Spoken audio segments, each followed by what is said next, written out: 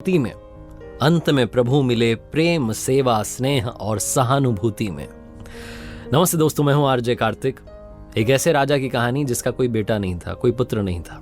वो बहुत परेशान था। अंत में उसे किसी ने कहा कि आप तांत्रिकों के पास जाइए, उनके पास में उपाय होते हैं। तो तांत्रिकों के पास में गया राजा। उन्होंने कहा कि आपको एक छोटे बच्चे की बलि देनी होगी, उसके बाद आपको पुत्र प्राप्ति हो जाएगी। राजा को उपाय समझ में आ गया। पुराने जमाने की कहानी, उस जमाने में ये सब प्रथाएं चला करती थी।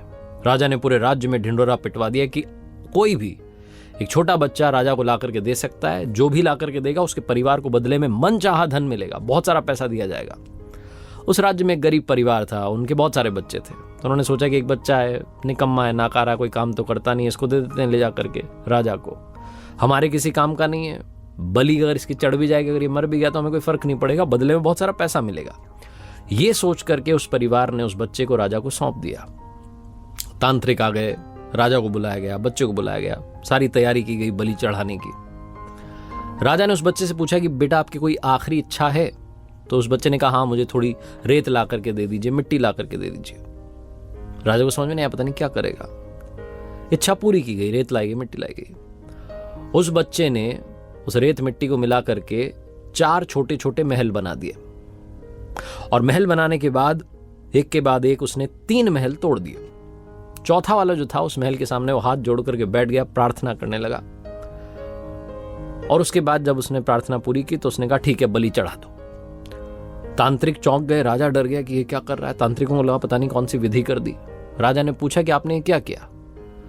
उस बच्चे ने कहा कि कुछ भी नहीं, बस 3 महल थे वो तोड़ दिए, चौथे वाले में प्रार्थना की। राजा ने पूछा कि थोड़ा बताओ, समझ नहीं पाए। तो बच्चे ने कहा कि पहला महल जो बनाया मैंने अपने माता पिता का था। मेरे माता पिता की, मेरे मम्मी पापा की जिम्मेदारी थी कि वो मेरी रक्षा करते, लेकिन उन्होंने पैसे के लिए मुझे बेच दिया। दूसरा महल रिश्तेदारों का था, सगे संबंधियों का था। उनकी जिम्मेदारी थी, कर्तव्य था कि मेरे माँ बाप को सिखाते, समझाते कि ऐसा ना करें। उन्होंने भी नहीं समझाया, तो उस महल को भी मैंने तोड़ दिया। तीसरा महल जो था वो राजा का था, आपका था। राजा का तो कर्तव्य होता है कि प्रजा की रक्षा करे। आपने तो मेरी बलि चढ़ाने की तैयारी कर ली है, आपका महल भी मैंने तोड़ दिया। और चौथा महल जो है वो भगवान का है, प्रभु का है। उनके सामने मैंने प्रार्थना की और उनसे कहा कि अब आप देख लेना। बस यही था। राजा ने जब ये जवाब सुना तो अंदर तक हिल गया, चौंक गया, डर गया। उसे लगा कि पता नहीं इस छोटे बच्चे की बलि देने के बाद भी मुझे पुत्र प्राप्ति होगी कि नहीं होगी। राजा जो था वो इतना घबरा गया कि उसके मन का विचार बदल गया।